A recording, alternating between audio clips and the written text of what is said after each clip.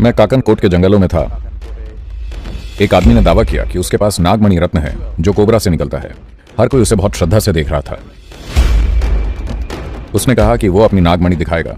उसने इसे एक पत्ते पर रखा और ऊपर एक सफेद कपड़ा रखा। मुझे यकीन नहीं हुआ।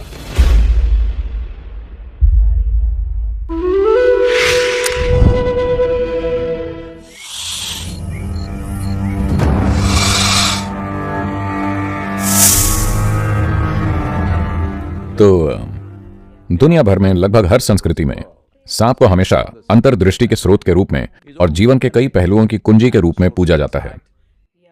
वैसे यहां तक कि जीव विज्ञानी या खासकर प्राणी शास्त्रियों के पास भी सांपों के बारे में कुछ अविश्वसनीय तथ्य हैं जिन्हें काफी हद तक नजरअंदाज किया गया है। उदाहरण के लिए अभी भी यह माना जाता है कि कई समुद्री सांपों में या कुछ समुद्री सांपों में आज भी एक छेद होता है जिसे पाइनियल फोरामेन कहा जाता है, यानी इसके माथे में एक छेद होता है और वहां लाइट सेंसर होते हैं जिसे पाइनियल आंख कहा जाता है। मेरे ख्याल से कुछ समय पहले तक यह माना जाता था कि यह पाइनियल आंख लगभग 10 करोड़ साल पहले विलुप्त हो गई थी, लेकिन हाल के दिनों में कुछ वैज्ञानिक यह पहचान रहे हैं कि कुछ सांपों में अभी भी पाइनियल आंख या पाइनियल फोरामेन है। फोरामेन का लैटिन में शाब्दिक अर्थ है सिर में एक छेद। यह तब की बात है जब मेरी उम्र शायद 21-22 साल रही होगी और मैं काकन कोट के जंगलों में था। घने जंगल, बाघों का इलाका, किंग कोबरा का इलाका। वहां मैं इन आदिवासियों के साथ था और जंगल में कई दिनों तक घूम रहा था। तो एक आदमी ने दावा किया कि उसके पास नागमणि है। भारतीय मूल के कई लोगों ने इसके बारे में सुना होगा।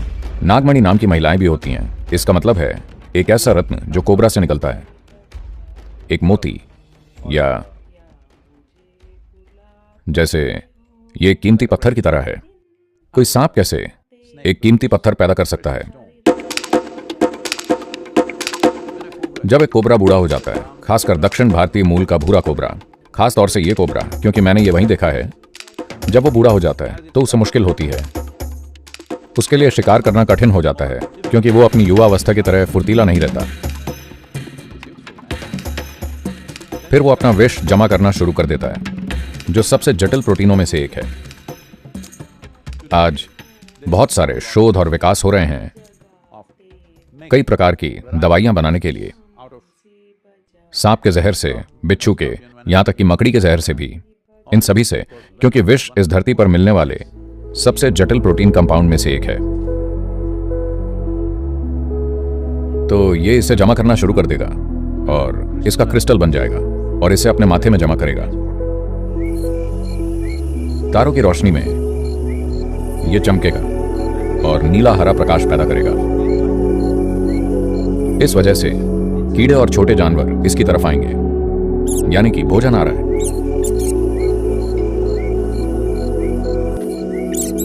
आमतौर पर सांप 12 से 14 दिनों में एक बार खाता है, लेकिन जैसे जैसे उसकी उम्र बढ़ती है वो इस अंतराल को 16 से 24 दिनों तक बढ़ाना शुरू करता है और बूढ़ा होने पर वो 32 दिनों तक कुछ नहीं खाता। तो वो बस एक जगह पर बैठता है और रात में चमकता है और कीड़े, बड़े कीड़े और चूहे जैसे छोटे जानवर और दूसरी चीजें प्रकाश की ओर आती हैं और ऐसे वो अपना पेट भरता है।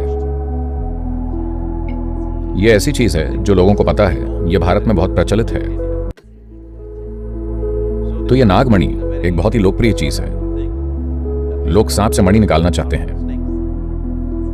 तो आज दुर्भाग्य से व्यावसायिक कारणों से लोग सांपों को पकड़ रहे हैं और उसके माथे से उसे खींचने की कोशिश कर रहे हैं। लेकिन अगर आप उसे सांप के सिर से बाहर निकाल लेंगे तो ये एक अपरिपक्व पत्थर होगा, अगर आप इसे पत्थर कह सकें, क्योंकि ये एक क्रिस्टल है और वो किसी काम का नहीं होगा। और सबसे बढ़कर यह सांप की संपत्ति है, आपकी नहीं है। लेकिन समय के साथ सांप इसे गिरा देगा। तो अगर आप उन जगहों पर जाकर खोजते हैं जहां सांपों ने बिल बनाया है तो आपको मणि मिल सकती है। तो जब मैं इन आदिवासियों के साथ था तो एक आदमी को बहुत ज्यादा आदर से देखा जाता था। वो एक युवा व्यक्ति था, शायद 30 साल से थोड़ा ज्यादा उम्र का, और उस आदमी को हर कोई बहुत सम्मान से देखता था। मैंने पूछा, इस आदमी में ऐसा क्या खास है? उन्होंने कहा, इसके पास नागमणि है। मैंने ये बहुत बार सुना था। उस समय मुझे हर चीज में संदेह होता था। जब तक मैं इसे देखूंगा नहीं, मैं इस पर विश्वास नहीं करूंगा। मैंने कहा बकवास, जरा दिखाओ मुझे। तो उसने मुझे दिन में दिखाया। ये एक छोटा सा पत्थर जैसा था, लगभग अपारदर्शी, काले रंग का, नीले काले रंग का। मैंने कहा इसमें क्या खास है? उसने कहा नहीं, तुम रात में आओ, मैं तुम्हें दिखाऊंगा। हम दरअसल जंगल में डेरा डाले हुए थे, क्योंकि ये हाथियों का इलाका है और जंगली भैंसें, बेशक बाघ, लेकिन बाघ भी 15 दिन में केवल एक बार खाते हैं, तो ये ठीक है। लेकिन हाथी लोगों को 15 दिन में एक बार नहीं कुचलते। तो हम आग जलाकर बैठे थे।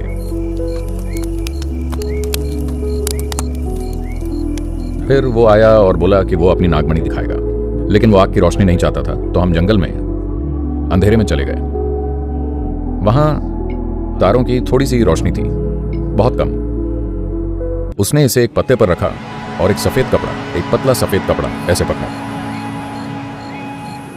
मुझे यकीन नहीं हुआ, वो चमक रहा था, बिल्कुल मोर के पंख के केंद्र की तरह। हरा नीला रंग, चमकीला और साफ। अगर आप कपड़ा हटाकर उसे देखें तो वो बस एक काला पत्थर है। अगर आप उस पर कपड़ा रखते हैं तो वो हरा नीला दिखाई देता है।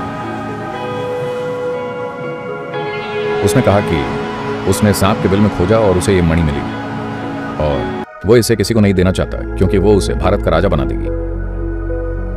क्योंकि हमेशा से यही मान्यता रही है कि अगर आपको नागमणि मिल जाए तो आप राजा बन जाएंगे, समृद्ध हो जाएंगे, शक्तिशाली बन जाएंगे, बहुत कुछ। मुझे नहीं पता कि उसके बाद उसके साथ क्या हुआ, लेकिन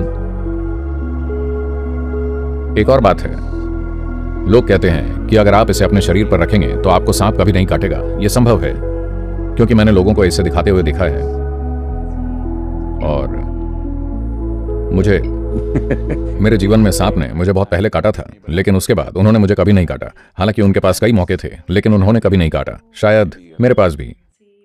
आपको दिख रही है? दूसरी बात यह है कि चूंकि इसके पास